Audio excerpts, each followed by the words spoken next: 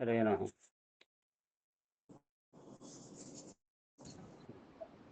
ನಮಸ್ಕಾರ. ಶ್ರೀ ಗುರುಭ್ಯೋ ನಮಃ. ಪರಮಗುರುಭ್ಯೋ ನಮಃ. ಶ್ರೀಮದಾನಂದತೀರ್ಥಭಗವತ್ಪಾದಾಚಾರ್ಯ ಗುರುಭ್ಯೋ ನಮಃ.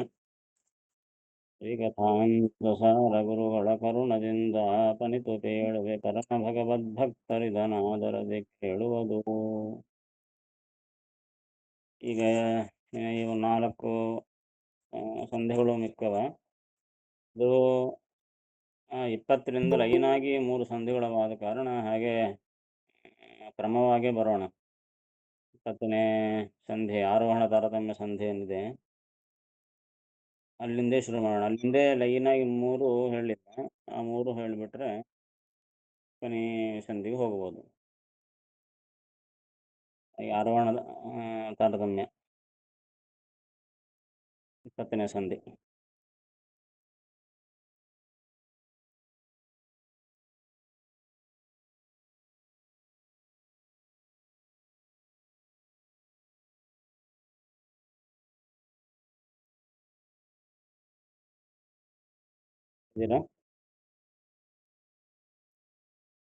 ಭಕ್ತರೆನಿಸುವ ದಿವ್ಯ ಪುರುಷರ ಉಕ್ತಿ ಲಾಲಿಸಿ ಪೇಳ್ದ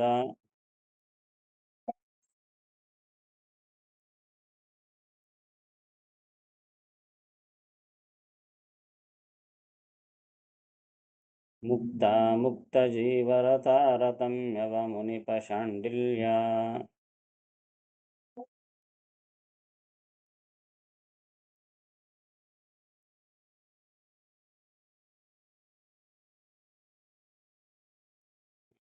ಮುನಿಪ ಶಾಂಡಿಲ್ಯ, ಉತ್ತಮ ಮುನಿಗಳಾದಂತಹ ಶಾಂಡಿಲ್ಯ ಎಂಬ ಋಷಿಗಳು, ಶಾಂಡಿಲ್ಯ ಮುನಿಗಳು ಏನು ಮಾಡಿದರು? ಭಕ್ತರೆನಿಸುವ ದಿವ್ಯ ಪುರುಷರ ಉಕ್ತಿ ಲಾಲಿಸಿ, ಭಕ್ತರಂತ ಪ್ರಸಿದ್ಧರಾದ ದಿವ್ಯ ಪುರುಷರ ಮಾತುಗಳನ್ನು ಕೇಳಿ ಅವರು ಪೇಳ್ದ ಅಂದರೆ ಹೇಳಿದರು. ಏನು ಹೇಳಿದರು? ಮುಕ್ತ ಜೀವರ ತಾರತಮ್ಯವ, ಮುಕ್ತ ಜೀವರಲ್ಲಿ ಇರುವಂತಹ ತಾರತಮ್ಯ, ಆ ತಾರತಮ್ಯದ ಬಗ್ಗೆ ಅವರು ಹೇಳಿದರು. ಅಂದರೆ ಇದು ವಾಯುಪುರಾಣದಲ್ಲಿ ಒಂದು ಭಾಗ ಶಾಂಡಿಲ್ಯ ತತ್ವ ಅಂತ. ಅದರಲ್ಲಿ ಈ ಶಾಂಡಿಲ್ಯ ಋಷಿಗಳು ಎಲ್ಲ ಜೀವರ ಮುಕ್ತಿಯೋಗ್ಯ ಜೀವರ ತಾರತಮ್ಯದ ಬಗ್ಗೆ ಹೇಳ್ತಾರೆ. ಅದನ್ನು ಇಲ್ಲಿ ಕೊಡ್ತಾ ಇದ್ದಾರೆ. ಇಲ್ಲಿ ಆರೋಹಣ ಪ್ರಕಾರವಾಗಿ ಅಂದರೆ ಕೆಳಗಿನಿಂದ ಮೇಲಕ್ಕೆ ಆರೋಹಣ ತಾರತಮ್ಯವನ್ನು ಇಲ್ಲಿ ತಿಳಿಸಿದ್ದಾರೆ. ಅದನ್ನು ಇಲ್ಲಿ ಸಂಕ್ಷೇಪವಾಗಿ ತೋರಿಸ್ತಾ ಇದ್ದಾರೆ. ಸ್ಥಾವರರ ನೋಡಲ್ಕೆ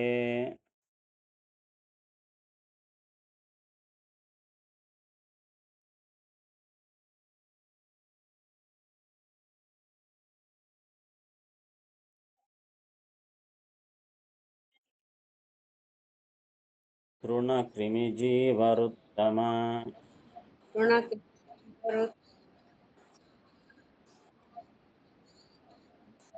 ಕ್ರಿಮಿಗಳಿಂದಲ ಜಾವಿ ಗೋ ಗಜ,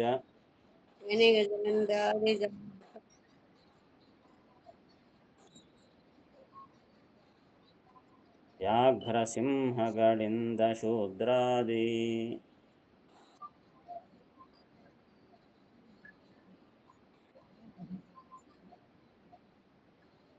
ಮೂವರುತ್ತಮ ಕರ್ಮಕರ,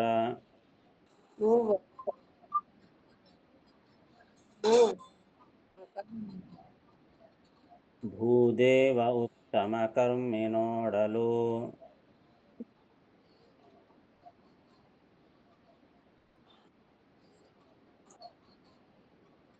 ಕೋವಿದೋತ್ತಮ ಕವಿಗಳಿಂದ ಲಿಖಿತಿ ಪರುತ್ತಮರು.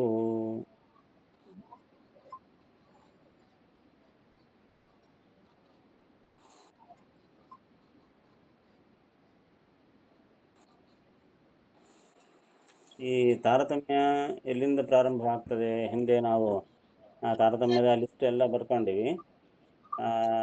ತಾರತಮ್ಯ ಎಲ್ಲಿಂದ ಮುಕ್ತಿಯೋಗ್ಯರ ತಾರತಮ್ಯ ಎಲ್ಲಿಂದ ಪ್ರಾರಂಭವಾಗ್ತದೆ? ಮನುಷ್ಯೋತ್ತಮರಿಂದ ಪ್ರಾರಂಭವಾಗ್ತದೆ.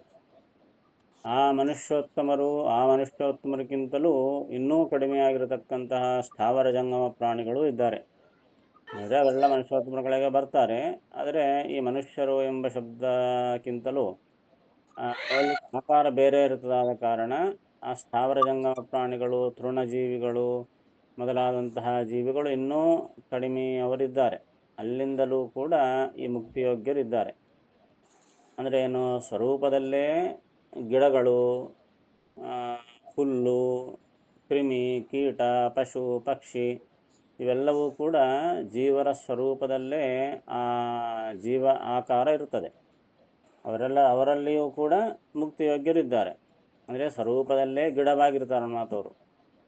ಆ ಗಿಡ ಜೀವ ಸ್ವರೂಪ ಇರ್ತದೆ. ಅವರಿಗೆ ಜನ್ಮ ಬರುವ ಕಾಲಕ್ಕೆ ಸಂಸಾರದಲ್ಲಿ ಅನೇಕ ಜನ್ಮಗಳು ಬರ್ತವೆ.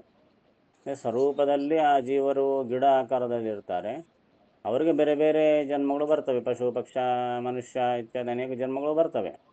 ಅವರ ಸ್ವರೂಪ ಮಾತ್ರ ಗಿಡ ಆಕಾರದಲ್ಲಿರ್ತದೆ. ಹಾಗೆ ತೃಣ ಆಕಾರದಲ್ಲಿ, ಪಶು ಆಕಾರದಲ್ಲಿ, ಪಕ್ಷಿ ಆಕಾರದಲ್ಲಿ, ಹೀಗೆ ಅನೇಕ ಆಕಾರದಲ್ಲಿ ಆ ಜೀವ ಸ್ವರೂಪನೇ ಇರ್ತದೆ. ಹಾಗೆ ಜೀವ ಸ್ವರೂಪದಲ್ಲೇ ಬ್ರಾಹ್ಮಣ, ಕ್ಷತ್ರಿಯ, ವೈಶ್ಯ, ಶೂದ್ರ ಅಂತ ವರ್ಣಗಳು ಇವೆ. ಈಗ ಈಗೇನು ಬ್ರಾಹ್ಮಣ ಕ್ಷತ್ರಿಯರಾಗಿ ಹುಟ್ಟಿದ್ದೀವಿ, ಇದೇ ನಮ್ಮ ಸ್ವರೂಪ ಅಂತ ಹೇಳಲಿಕ್ಕಿಲ್ಲ. ಗೊತ್ತಿಲ್ಲ ನಮ್ಮ ಸ್ವರೂಪ ಏನು. ನಾವೀಗ ಸದ್ಯಕ್ಕೆ ಬ್ರಾಹ್ಮಣರಾಗಿದ್ದೀವಿ. ನಾವು ಸ್ವರೂಪದಲ್ಲಿ ಆ ಜೀವನ ಸ್ವರೂಪ ಅದು ಬ್ರಾಹ್ಮಣ ಸ್ವರೂಪನೋ ಕ್ಷತ್ರಿಯ ಸ್ವರೂಪನೋ ಯಾವುದೋ ಗೊತ್ತಿಲ್ಲ. ಆದರೆ ಮುಕ್ತಿಯೋಗ್ಯರು ಒಟ್ಟಿಗೆ ಎಲ್ಲರೂ ಮುಕ್ತಿಯೋಗ್ಯರೇ. ಸೊ ಮುಕ್ತಿಯೋಗ್ಯರಲ್ಲೇ ಇಷ್ಟೊಂದು ರಕ. ಹೀಗಾಗಿ ಸ್ವರೂಪದಲ್ಲಿಯೇ ಆ ಜೀವಸ್ವರೂಪನೇ ಶೂದ್ರನಾಗಿರ್ಬೋದು, ಜೀವಸ್ವರೂಪನೇ ಕ್ಷತ್ರಿಯನಾಗಿರ್ಬೋದು, ಜೀವಸ್ವರೂಪನೇ ಬ್ರಾಹ್ಮಣನಾಗಿರ್ಬೋದು. ಹೀಗೆ ಅವರಿಗೆ ಕರ್ಮಾನುಗುಣವಾಗಿ ಈ ಶರೀರಗಳೆಲ್ಲ ಬರ್ತಾ ಇರ್ತವೆ. ಹೀಗಾಗಿ ಇಲ್ಲಿ ಏನು ವಿಭಾಗ ಮಾಡ್ತಾ ಇದ್ದಾರೆ, ಈ ಭಾಗ ಮೇಲೆ ನೋಟಕ್ಕೆ ಕಾಣುವಂತಹ ಸ್ಥೂಲ ಶರೀರಗಳ ಬಗ್ಗೆ ಸಂಬಂಧಪಟ್ಟದ್ದಲ್ಲ. ಇದು ಜೀವಸ್ವರೂಪಕ್ಕೆ ಸಂಬಂಧಪಟ್ಟಂತಹದ್ದು ಎಲ್ಲ. ಹೀಗಾಗಿ ಅಲ್ಲಿ ಯೋಗ್ಯತಾ ತಾರತಮ್ಯ ಹೇಗಿರ್ತದೆ ಅಂತಂಬುದು ನಡೆದರೆ ಮೋಕ್ಷದಲ್ಲಿ ಈ ಆಕಾರದಿಂದ ಇರ್ತಾರೆ ಅನ್ನೋದು. ಮೋಕ್ಷದಲ್ಲಿ ತಮ್ಮ ಸ್ವರೂಪ ಯಾವುದೋ ಆ ಆಕಾರದಿಂದನೇ ಮೋಕ್ಷದಲ್ಲಿ ಇರ್ತಾರೆ. ಸೊ ಅದರ ತಾರತಮ್ಯವನ್ನು ಇಲ್ಲಿ ತಿಳಿಸ್ತಾ ಇದ್ದಾರೆ. ಮೊದಲಿಗೇನು? ಸ್ಥಾವರರ ನೋಡಲ್ಕೆ ತೃಣ ಕ್ರಿಮಿ ಜೀವರುತ್ತಮ.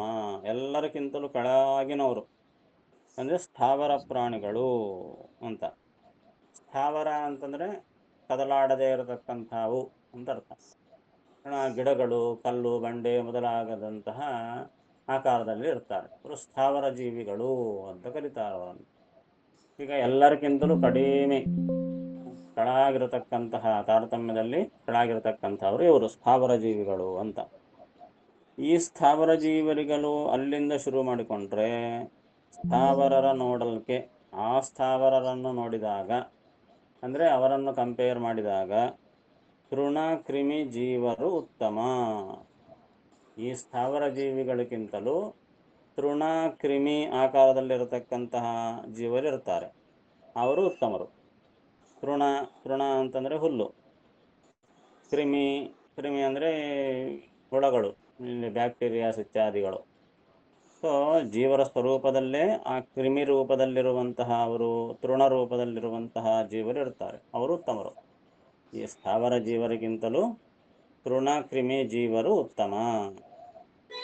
ಈ ಕ್ರಿಮಿಗಳಿಂದಲೇ, ಈ ಕ್ರಿಮಿ ಜೀವಗಳಿಗಿಂತಲೂ ಕೂಡ ಇನ್ನೂ ಉತ್ತಮರು ಯಾರು ಅಂದರೆ ಅಜ, ಆವಿ, ಗೋ, ಗಜ, ವ್ಯಾಘ್ರ, ಸಿಂಹಗಳು.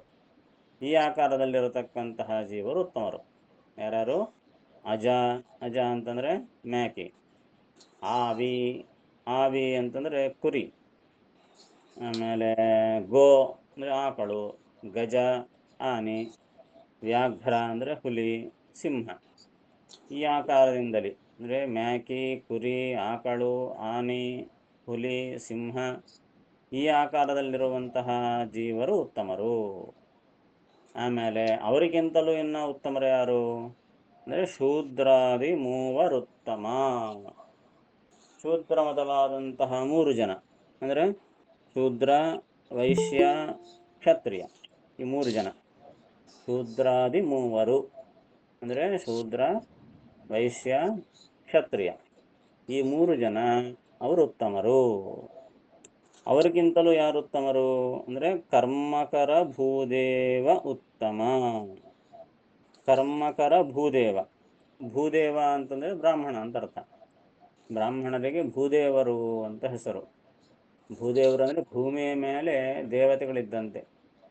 ಭಗವಂತ ಎಂತಹ ಸ್ಥಾನವನ್ನು ಕೊಟ್ಟಿದ್ದಾನೆ ಬ್ರಾಹ್ಮಣರಿಗೆ. ಬ್ರಾಹ್ಮಣರು ಅಂದರೆ ಭೂಮಿಯ ಮೇಲೆ ದೇವತೆಗಳು ಅಂತ ಅರ್ಥ. ಸೊ ದೇವತೆಗಳು ನಮಗೆ ಕಣ್ಣಿಗೆ ಕಾಣಿಸೋದಿಲ್ಲ. ಬ್ರಾಹ್ಮಣರನ್ನು ಪೂಜೆ ಮಾಡಿದರೆ ಬ್ರಾಹ್ಮಣರನ್ನು ಪೂಜೆ ಮಾಡಿದರೆ ದೇವತೆಗಳನ್ನು ಪೂಜೆ ಮಾಡಿದಂತೆ ಲೆಕ್ಕ. ಅದಕ್ಕಾಗಿ ನಮಗೆ ನಮ್ಮಲ್ಲಿ ಬ್ರಾಹ್ಮಣ ಪೂಜೆಗೆ, ಬ್ರಾಹ್ಮಣ ಭೋಜನಕ್ಕೆ ಅಷ್ಟು ಮಹತ್ವ ಬಂದದ್ದು. ಹೀಗಾಗಿ ಬ್ರಾಹ್ಮಣರಿಗೆ ಏನು ಹೆಸರು? ಭೂದೇವ ಅಂತ. ಆ ಬ್ರಾಹ್ಮಣರಲ್ಲಿ 2 ರೀತಿಯಾದ ಬ್ರಾಹ್ಮಣರು. ಅಂದರೆ ಏನು? ಕರ್ಮಗಳನ್ನು ಹೆಚ್ಚು ಮಾಡತಕ್ಕಂತಹ ಕರ್ಮಿಗಳಾದಂತಹ ಬ್ರಾಹ್ಮಣರು, ಜ್ಞಾನವನ್ನು ಹೆಚ್ಚು ಪಡೆದು ಮೋಕ್ಷವನ್ನು ಪಡೆಯುವಂತಹ ಕೆಲವು ಬ್ರಾಹ್ಮಣರು. ಕರ್ಮವನ್ನು ಪ್ರಧಾನವನ್ನಾಗಿಟ್ಟುಕೊಂಡು, ಅವ್ರಿಗೆ ಜ್ಞಾನ ಇರೋದಿಲ್ಲ ಅಂತಲ್ಲ, ಆದರೆ ಕರ್ಮ ಹೆಚ್ಚು ಆಚರಣೆ ಮಾಡ್ತಾರೆ. ಕರ್ಮದಕ್ಕಿಂತಲೂ ಜ್ಞಾನ ಕಡಿಮೆ ಇರುತ್ತೆ ಅವ್ರಿಗೆ ಸ್ವಲ್ಪ ಅಂತ ಅರ್ಥ. ಹೊರತು ಬರೀ ಕರ್ಮಿಗಳು ಅಂದರೆ ಅವ್ರಿಗೇನೋ ಅಂದರೆ ಠ ಬರೋದಿಲ್ಲ, ಮೂರ್ಖರು ಅಂತ ಅರ್ಥ ಅಲ್ಲ. ಸೊ ಜ್ಞಾನದಕ್ಕಿಂತಲೂ ಕರ್ಮ ಆಚರಣೆ ಹೆಚ್ಚು ಮಾಡ್ತಾರೆ ಕರ್ಮಯೋಗಿಗಳು. ಅಂತಹ ಕರ್ಮಿಗಳಾದ ಬ್ರಾಹ್ಮಣರು ಮತ್ತು ಕರ್ಮಕ್ಕಿಂತಲೂ ಜ್ಞಾನವನ್ನು ಹೆಚ್ಚು ಪಡೆದರೆ ಅವರು ಜ್ಞಾನಿಗಳಾದ ಬ್ರಾಹ್ಮಣರು ಅಂತ. ಕರ್ಮಯೋಗಿಗಳು, ಜ್ಞಾನಯೋಗಿಗಳು ಅಂತ 2 ರೀತಿಯಾದಂತಹ ಬ್ರಾಹ್ಮಣರು. ಹೀಗಾಗಿ ಈ 3ಕ್ಕಿಂತಲೂ ಅಂದರೆ ಶೂದ್ರ, ವೈಶ್ಯ, ಕ್ಷತ್ರಿಯರಿಗಿಂತಲೂ ಬ್ರಾಹ್ಮಣರು, ಆ ಬ್ರಾಹ್ಮಣರಲ್ಲಿ ಮೊದಲಿಗೆ ಕರ್ಮಕರ ಭೂದೇವ. ಕರ್ಮಕರ ಅಂದರೆ ಕರ್ಮಗಳನ್ನು ಮಾಡತಕ್ಕಂತಹ, ಕರ್ಮಾಚರಣದಲ್ಲಿ ಆಸಕ್ತರಾದ ಬ್ರಾಹ್ಮಣರು, ಅವರು ಉತ್ತಮ. ಕರ್ಮಿ ನೋಡಲು, ಆ ಕರ್ಮವನ್ನು ಮಾಡುವ, ಕರ್ಮಿ ಅಂದರೆ ಕರ್ಮ ಮಾಡುವರು ಅಂತ ಅರ್ಥ. ಕರ್ಮಿ ನೋಡಲು, ಆ ಕರ್ಮವನ್ನು ಮಾಡುವ ಬ್ರಾಹ್ಮಣರನ್ನು ನೋಡಿದರೆ ಅಂದರೆ ಅವರನ್ನು ಕಂಪೇರ್ ಮಾಡಿಕೊಂಡ್ರೆ ಅವರಿಗಿಂತಲೂ ಕೋವಿದ ಉತ್ತಮ. ಕೋವಿದ ಅಂದರೆ ಪಂಡಿತ ಅಂತ ಅರ್ಥ. ಆ ಪಂಡಿತರಾದಂತಹ ಬ್ರಾಹ್ಮಣರು ಉತ್ತಮರು. ಕರ್ಮವನ್ನು ಮಾಡುವ ಬ್ರಾಹ್ಮಣರಿಗಿಂತಲೂ ಜ್ಞಾನಿಗಳಾದ ಬ್ರಾಹ್ಮಣರು ಉತ್ತಮ. ಅದಕ್ಕೆ ಜ್ಞಾನಕ್ಕೆ ಅಷ್ಟು ಮಹತ್ವ. ಸೊ ಜ್ಞಾನ ಸಂಪಾದನೆ ಮಾಡಬೇಕು ಅಂತ ಅದಕ್ಕೆ ಹೇಳಿದ್ದು. ಹೀಗಾಗಿ ಆ ಬ್ರಾಹ್ಮಣರು ಯಾರು? ಪಂಡಿತರಾದ, ವಿದ್ವಾಂಸರಾದ ಬ್ರಾಹ್ಮಣರು, ಜ್ಞಾನಿಗಳಾದ ಬ್ರಾಹ್ಮಣರು ಉತ್ತಮ. ಅವರಿಗಿಂತಲೂ ಕವಿಗಳಿಂದಲೇ ಕ್ಷಿತಿಪರು ಉತ್ತಮರು. ಆ ಕವಿಗಳಿಂದಲೇ, ಕವಿಗಳು ಅಂತಂದರೆ ಜ್ಞಾನಿಗಳು ಅಂತ ಅರ್ಥ. ಆ ಜ್ಞಾನಿಗಳಾದ ಆ ಬ್ರಾಹ್ಮಣರಿಗಿಂತಲೂ ಕ್ಷಿತಿಪರು ಉತ್ತಮರು. ಕ್ಷಿತಿಪರು ಅಂದರೆ ಚಕ್ರವರ್ತಿಗಳು. ಕ್ಷಿತಿಪ, ಕ್ಷಿತಿ ಅಂದರೆ ಭೂಮಿ, ಕ್ಷಿತಿಪ ಅಂದರೆ ಭೂಮಿಯನ್ನು ಪಾಲನೆ ಮಾಡುವವರು ಅಂದರೆ ಚಕ್ರವರ್ತಿಗಳು ಅಂತ ಅರ್ಥ. ಸೊ ಇವರಿಗಿಂತಲೂ ಆ ಚಕ್ರವರ್ತಿಗಳು ಉತ್ತಮರು. ಈ ರೀತಿಯಾಗಿ ಇಲ್ಲಿ ತಾರತಮ್ಯವನ್ನು ಹೇಳಿದ್ದಾಯ್ತನ ಮಾತು. ಅಂದರೆ ಎಲ್ಲರಿಗಿಂತಲೂ ಕಡಿಮೆ ಎಲ್ಲಿಂದ ಸ್ಟಾರ್ಟ್ ಆಗ್ತದೆ? ಸ್ಥಾವರರು, ಕದಲಾಡದೇ ಇರತಕ್ಕಂತಹ ಸ್ಥಾವರ ಪ್ರಾಣಿಗಳು. ಅವರಿಗಿಂತಲೂ ತೃಣ ಕ್ರಿಮಿ ಜೀವರು. ಅವರಿಗಿಂತಲೂ ಮೇಲೆ ಈ ಮೇಕೆ, ಕುರಿ, ಆಕಳು, ಆನೆ, ಹುಲಿ, ಸಿಂಹಗಳು. ಅವರಿಗಿಂತಲೂ ಹೆಚ್ಚು ಶೂದ್ರ, ವೈಶ್ಯ, ಕ್ಷತ್ರಿಯರು. ಅವರಿಗಿಂತಲೂ ಉತ್ತಮರು ಕರ್ಮವನ್ನು ಮಾಡುವಂತಹ ಬ್ರಾಹ್ಮಣರು. ಅವರಿಗಿಂತಲೂ ಉತ್ತಮರು ಜ್ಞಾನಿಗಳಾದ ಬ್ರಾಹ್ಮಣರು. ಅವರಿಗಿಂತಲೂ ಉತ್ತಮರು ಚಕ್ರವರ್ತಿಗಳು, ರಾಜರು ಅಂತ ಈ ರೀತಿಯಾಗಿ ತಾರತಮ್ಯವನ್ನು ಹೇಳುತ್ತಿದ್ದಾರೆ.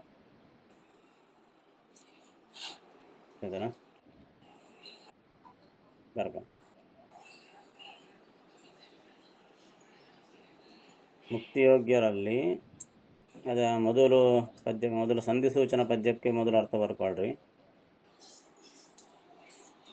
ಭಕ್ತರೆನಿಸುವ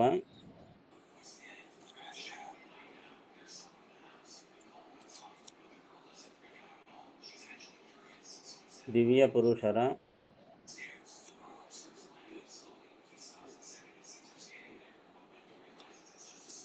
ಮಾತುಗಳನ್ನು ಕೇಳಿ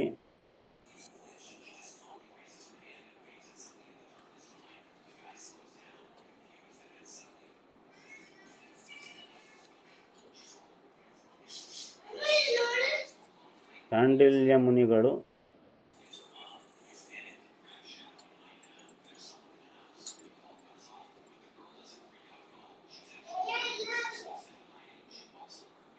ಮುಕ್ತಾಮುಕ್ತ ಜೀವರ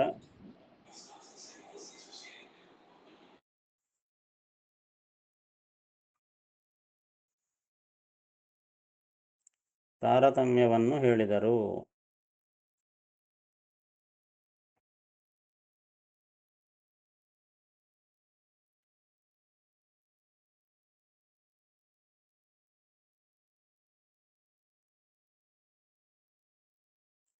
ಅದೇ ಬ್ರಾಕೆಟ್ನ ಬರ್ಕೊಳ್ರಿ. ವಾಯುಪುರಾಣದಲ್ಲಿರುವ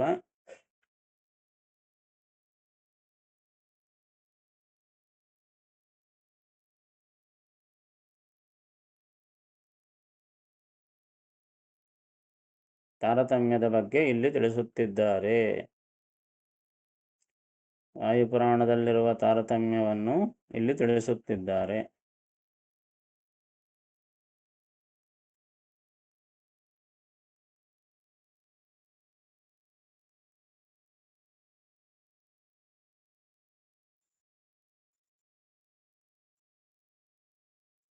ನೆಕ್ಸ್ಟ್ ಮೊದಲನೇ ಪದ್ಯಕ್ಕೆ ಅರ್ಥ ಬರ್ಕೊಳ್ರಿ.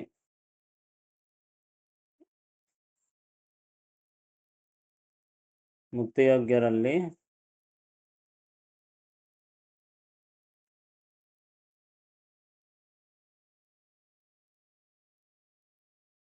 ಎಲ್ಲರಿಗಿಂತಲೂ ಕೆಳಗಿನವರು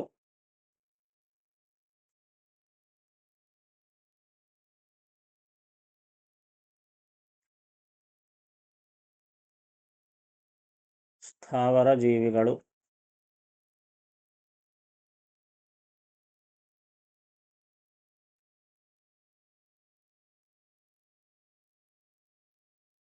ಅವರಿಗಿಂತಲೂ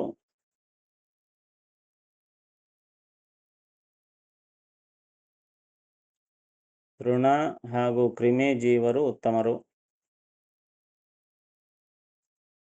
ತೃಣ ಹಾಗೂ ಕ್ರಿಮಿ ಜೀವರು ಉತ್ತಮರು.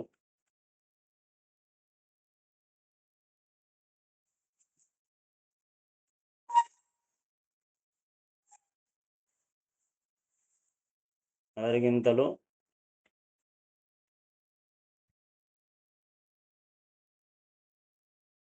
ಮೇಕೆ, ಕುರಿ, ಆಕಳು,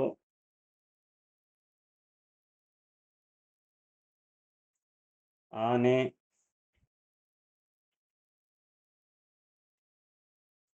ಹುಲಿ, ಸಿಂಹ,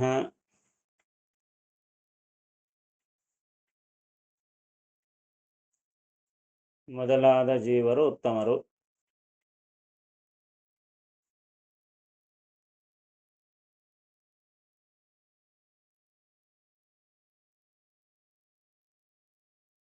ಅವರಿಗಿಂತಲೂ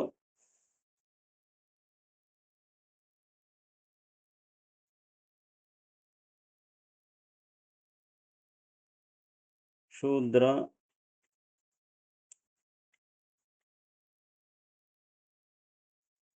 ವೈಶ್ಯ,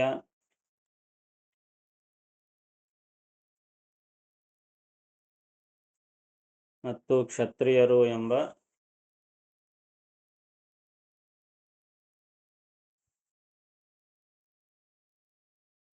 3 ಜನ ಉತ್ತಮರು.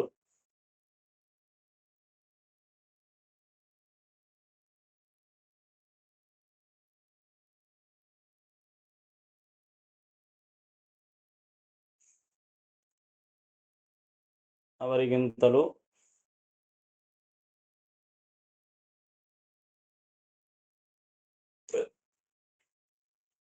ಸತ್ಕರ್ಮಾಚರಣೆಯಲ್ಲಿ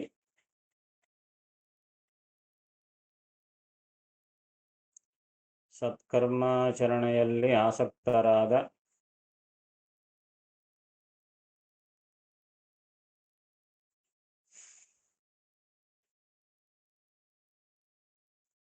ಬ್ರಾಹ್ಮಣರು ಉತ್ತಮರು.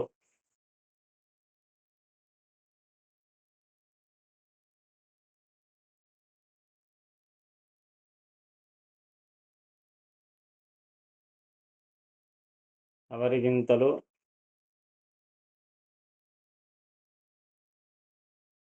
ಜ್ಞಾನಿಗಳಾದ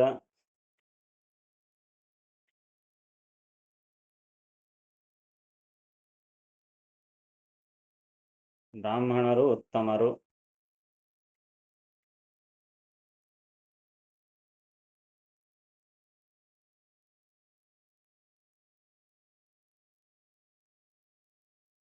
ಅವರಿಗಿಂತಲೂ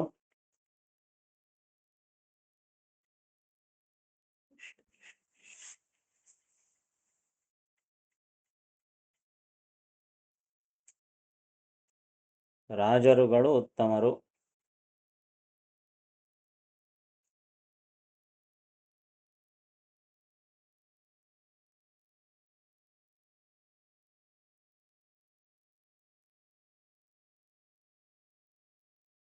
ಕಠಿಣ ಪದಗಳಲ್ಲಿ ಬರ್ಕೊಳ್ರಿ. ಅಜ ಮ್ಯಾಕಿ,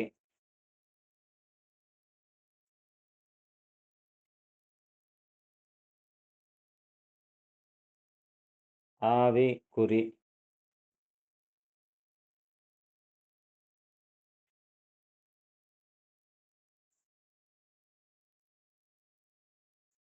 ಕೋವಿದರು ಅಂದ್ರೆ ಜ್ಞಾನಿಗಳು. ಕೋವಿದರು ಅಂದ್ರೆ ಜ್ಞಾನಿಗಳು. ಕೋವಿದರು ಅಥವಾ ಕವಿಗಳು ಎರಡೂರಕ್ಕೂ ಜ್ಞಾನಿಗಳು ಅಂತ ಅರ್ಥ.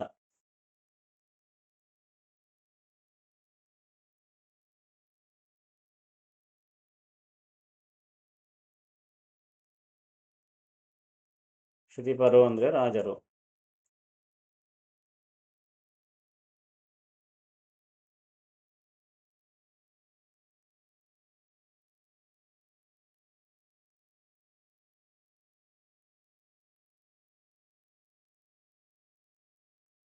ಸ್ಥಾವರರ ನೋಡಲ್ಕೆ ತೃಣ ಕ್ರಿಮಿ ಜೀವರುತ್ತಮ.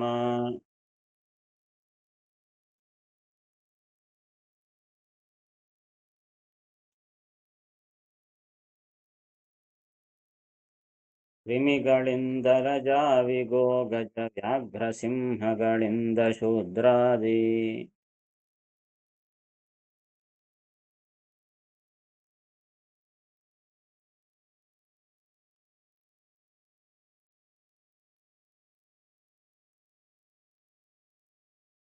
ಮೂವರುತ್ತಮ ಕರ್ಮಕರ ಭೂದೇವ ಉತ್ತಮ ಕರ್ಮಿ ನೋಡಲು.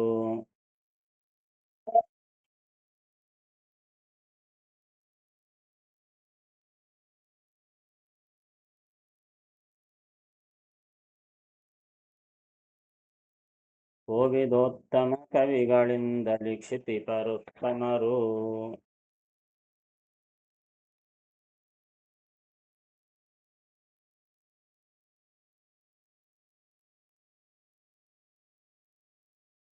ಧರಣಿ ಪರ ನೋಡಲ್ಕೆ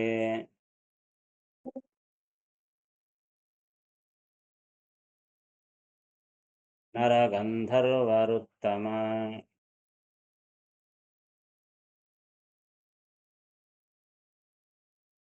ದೇವಗಂಧರ್ವ ಗಣೋತ್ತಮ.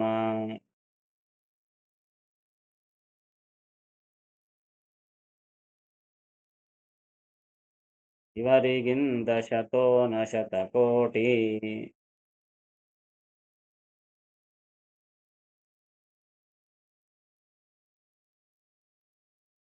ಪರಮ ಋಷಿಗಳು ಅಪ್ಸರ ಸ್ತ್ರೀಯರು ಸಮಾನರು ಇವರಿಗಿಂತಲೇ.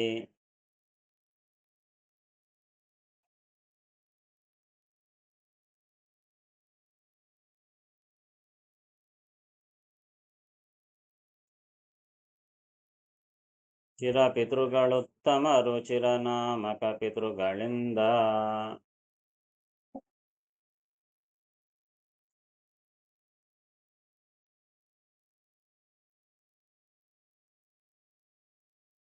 ಮುಂದಿನ ಪದ್ಯ ಕೂಡ ಹೇಳಿದ್ರೆ ಎರಡೂದಕ್ಕೂ ಸೇರಿಸಿ ಅನ್ವಯ ಆಗ್ತದೆ. ಎರಡಯದು 80 ಋಷಿ.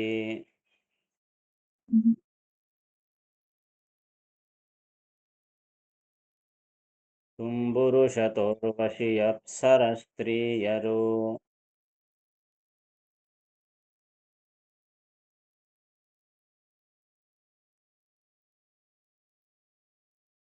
ಶತಾಜಾನಾಜರು ಉತ್ತಮ ಚಿರಪಿತೃಗಳಿಂದ.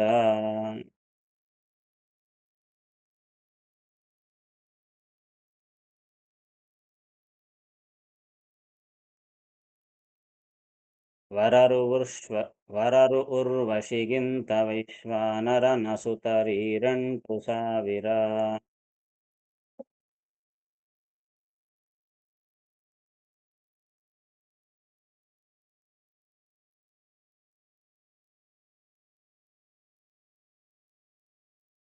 ಹರದೆಯರುಳುತ್ತಮ ಕಶೇರೆಪ್ಪತ್ತು ನಾಲ್ಕು ಜನ.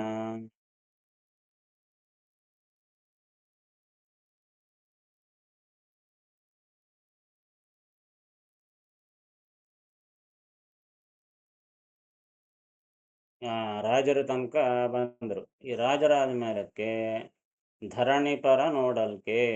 ಧರಣಿಪರು ಅಂದರೆ ರಾಜರು. ಧರಣಿ ಅಂದರೆ ಭೂಮಿ, ಧರಣಿಪ ಅಂದರೆ ಭೂಮಿಯನ್ನು ಪಾಲನೆ ಮಾಡುವಂತಹ ರಾಜರು ಅಂತ ಅರ್ಥ. ಸೊ ಧರಣಿಪರ ನೋಡಲ್ಕೆ ಆ ರಾಜರನ್ನು ನೋಡಿದಾಗ ಅಂದರೆ ಅವರಿಗಿಂತಲೂ ನರಗಂಧರ್ವರುತ್ತಮ. ಅವರಿಗಿಂತಲೂ ಮೇಲೆ ಇದ್ದವರು ಯಾರು? ನರಗಂಧರ್ವರು. ಸೊ ಗಂಧರ್ವರಲ್ಲಿ ಎರಡು ಗಣ, ನರಗಂಧರ್ವರು ಮತ್ತು ದೇವಗಂಧರ್ವರು ಅಂತ. ಇದು ನರಗಂಧರ್ವರು ಅಂದರೆ ಮನುಷ್ಯ ಗಂಧರ್ವರು ಅಂತ ಅರ್ಥ. ಸೊ ಮನುಷ್ಯ ಗಂಧರ್ವರು, ದೇವಗಂಧರ್ವರು ಅಂತ ಎರಡು ರೀತಿಯಾಗಿರ್ತಾರೆ ಗಂಧರ್ವರಲ್ಲಿ. ಅವರಲ್ಲಿ ನರಗಂಧರ್ವರಿಗಿಂತಲೂ ದೇವಗಂಧರ್ವರು ಉತ್ತಮ. ಹೀಗಾಗಿ ರಾಜರಿಗಿಂತಲೂ ನರಗಂಧರ್ವರು ಉತ್ತಮರು, ಅವರಿಗಿಂತಲೂ ದೇವಗಂಧರ್ವಗಣ ಉತ್ತಮ. ಅವರಿಗಿಂತಲೂ ದೇವಗಂಧರ್ವರ ಗಣ ಆ ಗುಂಪು ಉತ್ತಮರಾಗಿದ್ದಾರೆ. ಅವರಿಗಿಂತಲೂ ದೇವಗಂಧರ್ವರಿಗಿಂತಲೂ ಇವರಿಗಿಂದ ಶತಕೋಟಿ ಪರಮ ಋಷಿಗಳು. ಎಷ್ಟೋ ಜನ ಮಹಾನುಭಾವರಿದ್ದಾರೆ ಋಷಿಗಳು. ಎಷ್ಟೋ ಶತಕೋಟಿ ನಿಜವಾದರೆ ಶತಕೋಟಿ ಋಷಿಗಳು. 100 ಕೋಟಿ ಜನ ಋಷಿಗಳಿದ್ದಾರೆ ಮಹಾನುಭಾವರು. ಗುರುವನ್ನು ಕಣ್ಣಿಗೆ ಕಾಣಿಸ್ತಾರೆ ಮಹಾನುಭಾವರು, ಏನು ಮಾಡೋಣ. ಹೀಗಾಗಿ 100 ಕೋಟಿ ಜನ ಋಷಿಗಳಿದ್ದಾರೆ ಮಹಾನುಭಾವರು. ಅದರಲ್ಲಿ 100 ಜನ ಉತ್ತಮರು ಮಹಾನುಭಾವರಾಗಿರತಕ್ಕಂಥ ದೊಡ್ಡ ಋಷಿಗಳು. ಏನು ಪುರಾಣಗಳಲ್ಲಿ ಪ್ರಸಿದ್ಧರಾಗಿರತಕ್ಕಂಥ ಋಷಿಗಳನ್ನು ಕೇಳ್ತೀವಿ. ಭೃಗು ಋಷಿಗಳು, ವಸಿಷ್ಠ ಋಷಿಗಳು, ಕಶ್ಯಪ ಋಷಿಗಳು, ಹೀಗೆ ದೊಡ್ಡ ಋಷಿಗಳು ಏನಿದ್ದಾರೆ ಅವರು 100 ಜನ ಪ್ರತ್ಯೇಕ. ಅವರ ತಾರತಮ್ಯ ಬೇರೆ, ಅವರು ಮುಂದೆ ಬರ್ತಾರೆ. ಈಗ ಆ 100 ಜನರನ್ನು ಬಿಟ್ಟು ಬಿಟ್ಟರೆ ಅಂದರೆ 100 ಕೋಟಿ ಜನರಲ್ಲಿ ಆ 100 ಜನ ಉತ್ತಮರಾದಂತಹವರು ಮುಂದೆ ಬರ್ತಾರೆ ಅವರು. ಸೊ ಅವ್ರನ್ನ ತೆಗೆದು ಬಿಟ್ಟರೆ ಮಿಕ್ಕಿದವರೆಷ್ಟು ಅಂದರೆ ಶತಕೋಟಿ. ಸಿಂಪಲ್ ಹೇಳಿಬಿಟ್ರು. ಶತ ಅಂದರೆ 100, ಊನ ಅಂದರೆ ಕಡಿಮೆ ಅಂತ ಅರ್ಥ. ಊನ ಅಂದರೆ 100 ಕಡಿಮೆಯಾದ ಶತಕೋಟಿ. 100 ಕಡಿಮೆಯಾದ 100 ಕೋಟಿ ಜನ ಅಂದರೆ 100 ಕೋಟಿ ಮೈನಸ್ 100 ಅಂತ ಅರ್ಥ. ಅಂದರೆ ಏನಾಯಿತು? 100 ಕೋಟಿಯಲ್ಲಿ 100 ಜನ ತೆಗೆದುಬಿಟ್ರೆ ಲೆಕ್ಕ ಹಾಕೋಬೇಕು. 99 ಕೋಟಿ, 99,99,99,900 ಜನ ಅಷ್ಟು ಮಿಕ್ಕಿರು. ಅಷ್ಟು ಜನರೆಲ್ಲರೂ ಕೂಡ ಆ ಋಷಿಗಳೆಲ್ಲರೂ ಇಲ್ಲಿ ಬರ್ತಾರೆ. ಯಾರು? ಈ ದೇವಗಂಧರ್ವರಾದ ಮೇಲಕ್ಕೆ ಇಷ್ಟು ಜನ ಶತಕೋಟಿ ಋಷಿಗಳು ಇಲ್ಲಿ ಬರ್ತಾರೆ. ಅದಾದ ಮೇಲೆ ಅಪ್ಸರ ಸ್ತ್ರೀಯರು ಸಮಾನರು. ಅವರಿಗೆ ಅಪ್ಸರಾ ಸ್ತ್ರೀಯರು ನಾವೇನು ಪುರಾಣಗಳಲ್ಲಿ ಕೇಳ್ತೀವಿ, ಭಗವಂತ ಬರ್ತಾ ಇದ್ದಾರೆ ಅಂದರೆ ಗಂಧರ್ವರೆಲ್ಲರೂ ಹಾಡು ಹಾಡಿದರು, ಅಪ್ಸರಾ ಸ್ತ್ರೀಯರೆಲ್ಲ ನಾಟ್ಯ ಮಾಡಿದರು ಅಂತ ಕೇಳ್ತೀವಿ. ಆ ಮಹಾನುಭಾವರ ಅಪ್ಸರಾ ಸ್ತ್ರೀಯರು ಅದರಲ್ಲಿಯೂ ಕೂಡ ತಾರತಮ್ಯ. ದೊಡ್ಡ ಊರ್ವಶಿ ಮೊದಲಾದಂತಹ ಅಪ್ಸರಾ ಸ್ತ್ರೀಯರು ಅವರು ಉತ್ತಮರು, ಮುಂದೆ ಬರ್ತಾರೆ. ಅವರಲ್ಲದೆ ಅನೇಕ ಜನ ಅಪ್ಸರಾ ಸ್ತ್ರೀಯರಿದ್ದಾರೆ, ಅವರು ಇವರಿಗೆ ಸಮಾನ. ಈ ಶತಕೋಟಿ ಋಷಿಗಳು ಮತ್ತು ಅಪ್ಸರ ಸ್ತ್ರೀಯರು ಸಮಾನರು. ಆಮೇಲೆ ಇವರಿಗಿಂತಲೇ ಚಿರಪಿತೃಗಳು ಉತ್ತಮರು.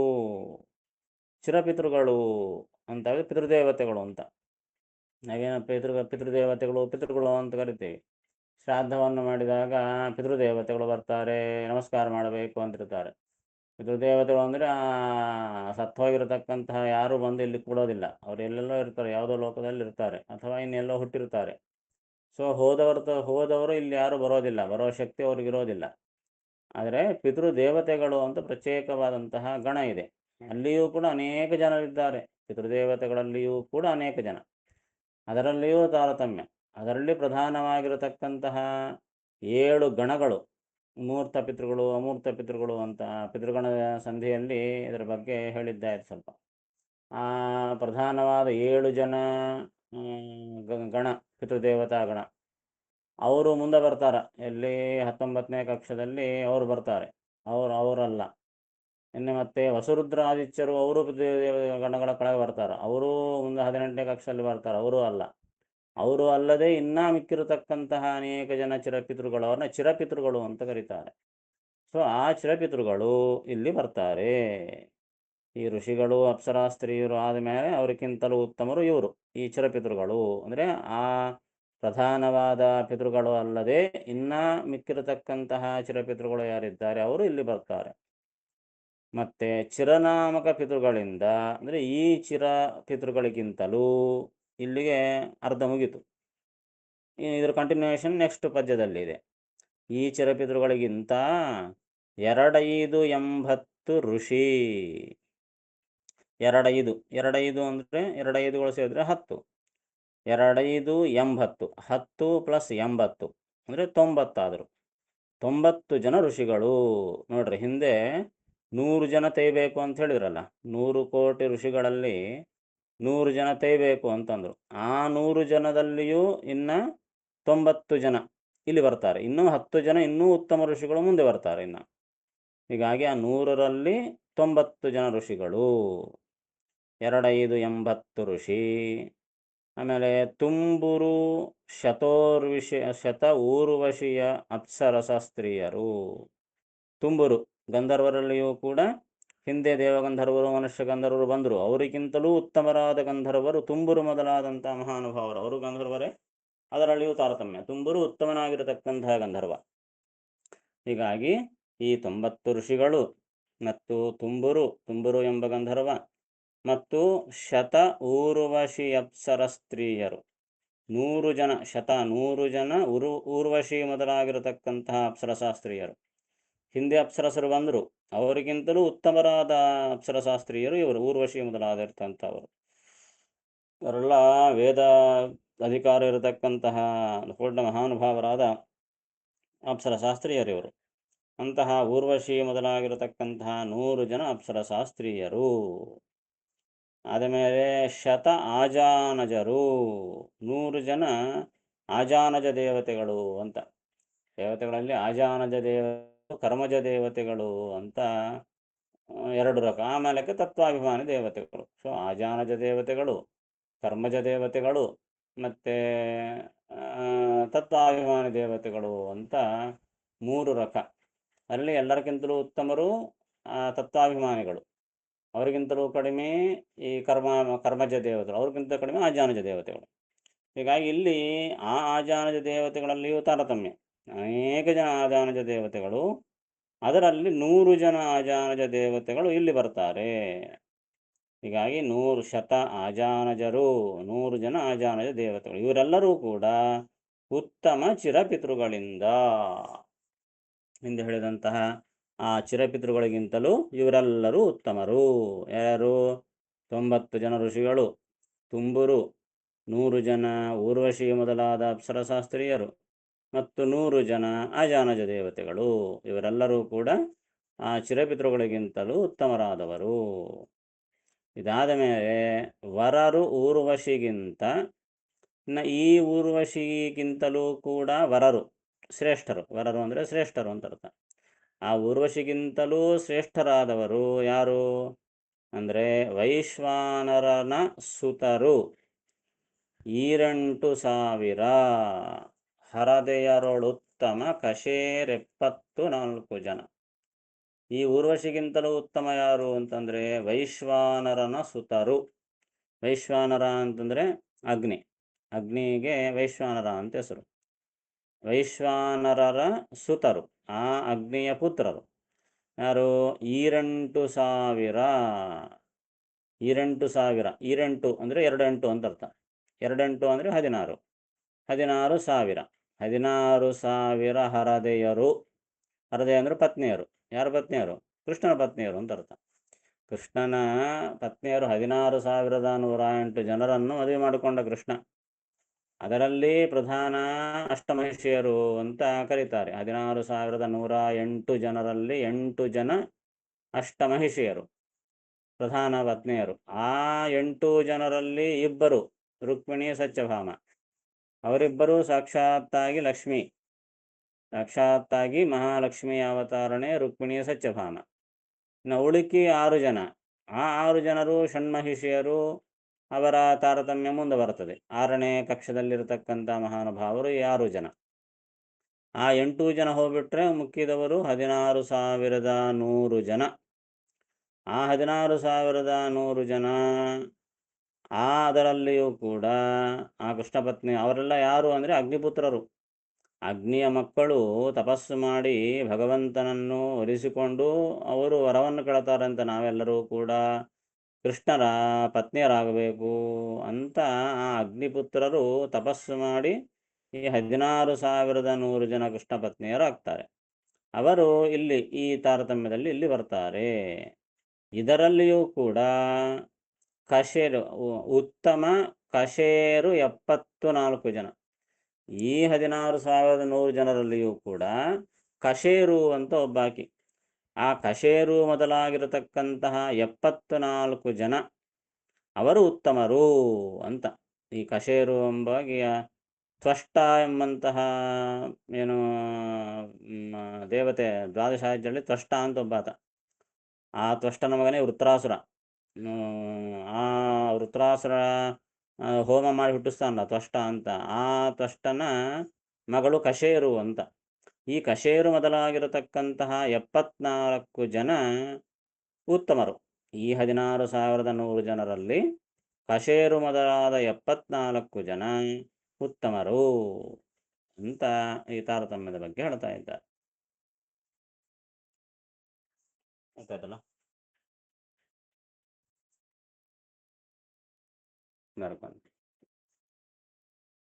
ರಾಜರಿಗಿಂತಲೂ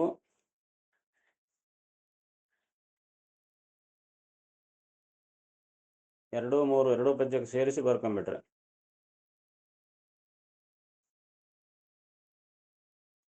ರಾಜರಿಗಿಂತಲೂ ಮನುಷ್ಯ ಗಂಧರ್ವರು ಉತ್ತಮರು.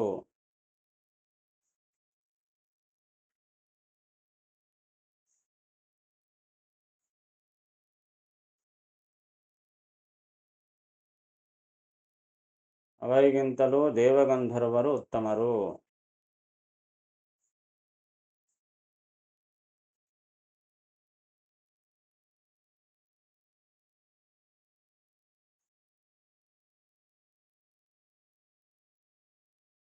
ಅವರಿಗಿಂತಲೂ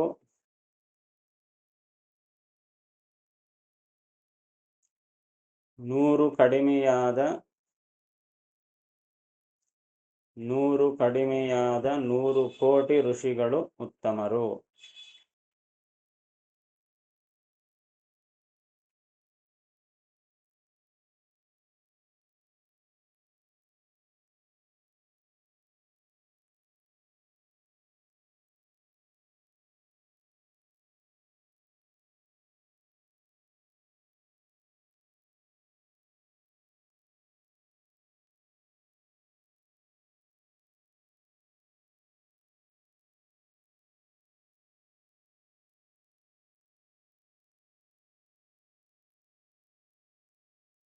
ಅಪ್ಸರಶಾಸ್ತ್ರೀಯರು ಇವರಿಗೆ ಸಮಾನರು.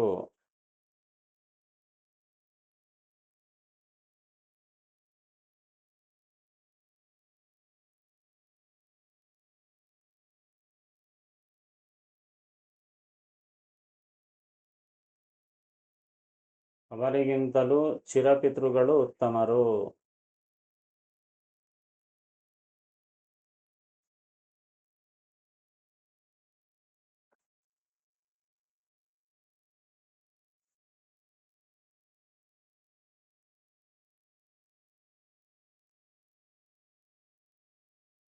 ಚಿರಪಿತೃಗಳಿಗಿಂತಲೂ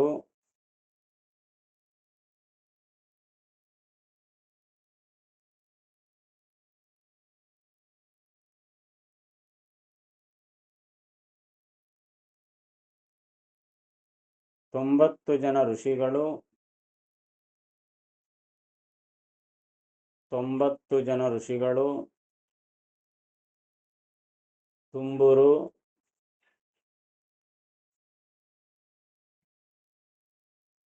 ಮತ್ತು 100 ಜನ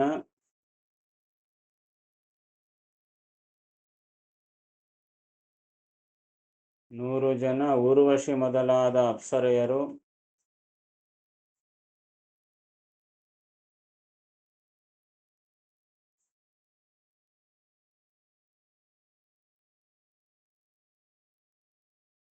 ನೂರು ಆಜಾನಜ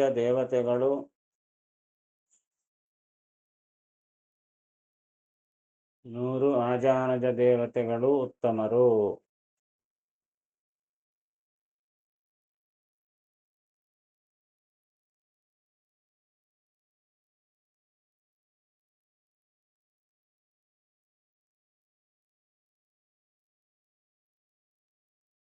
ಊರ್ವಶಿಗಿಂತಲೂ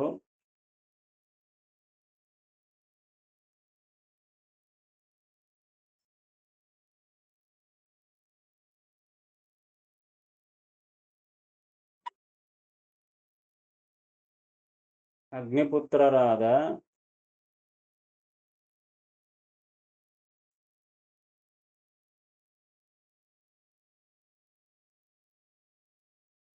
ಹದಿನಾರು ಸಾವಿರದ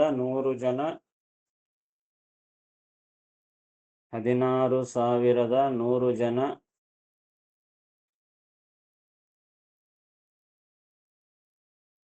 ಕೃಷ್ಣ ಪತ್ನಿಯರು ಉತ್ತಮರು.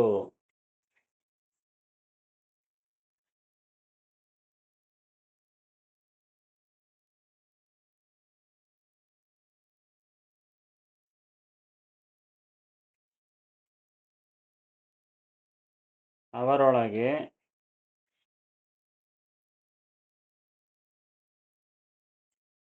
ಕಶೇರು ಮೊದಲಾದ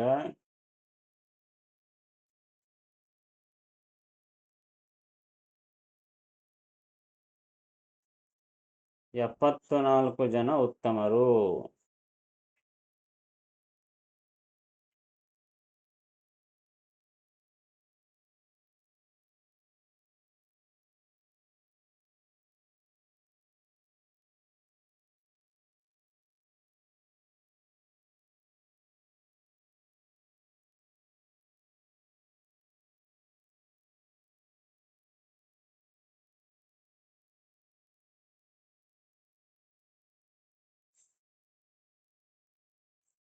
ಧರಣಿಪರ ನೋಡಲ್ಕೆ ನರಗಂಧರ್ವರುತ್ತಮ.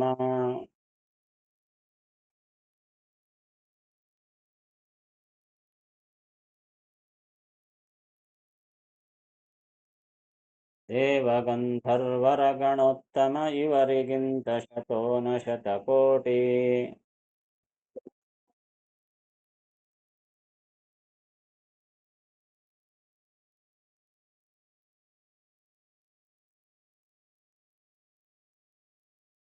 ಪರಮ ಋಷಿಗಳು ಅಪ್ಸರ ಸ್ತ್ರೀಯರು ಸಮಾನರು ಇವರಿಗಿಂತಲೇ.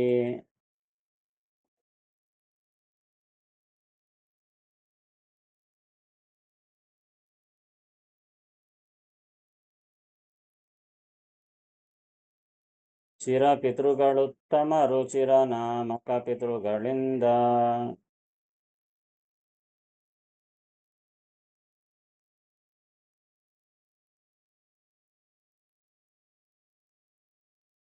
ಎರಡೈದು 80 ಋಷಿ ತುಂಬುರು ಶತೋರ್ವಶಿ ಅಪ್ಸರ ಸ್ತ್ರೀಯರು.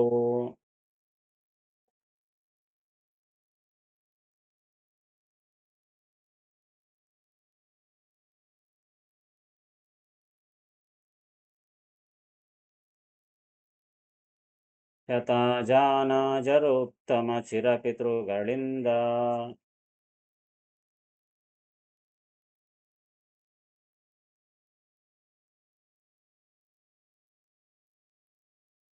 ವರರು ಊರ್ವಶಿಗಿಂತ ವೈಶ್ವಾನರನ ಸುತರು.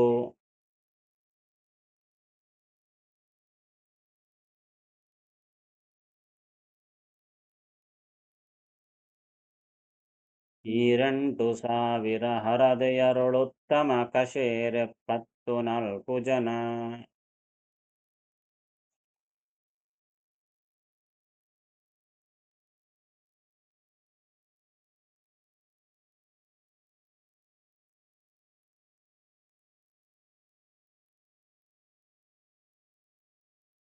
ಏನ ಸಂಶಯ ಇದ್ದರೆ ಕೇಳ್ಬೋದು.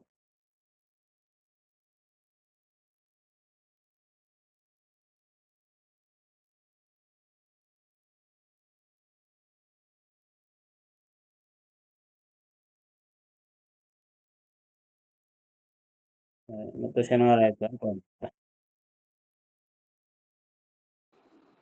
ನಮಸ್ಕಾರ ಆಚಾರ್ಯ. ಏನು ನಮಸ್ಕಾರ. ನಮಸ್ಕಾರ ಆಚಾರ್ಯ. ಏನು ನಮಸ್ಕಾರ ಆಚಾರ್ಯ. ಏನು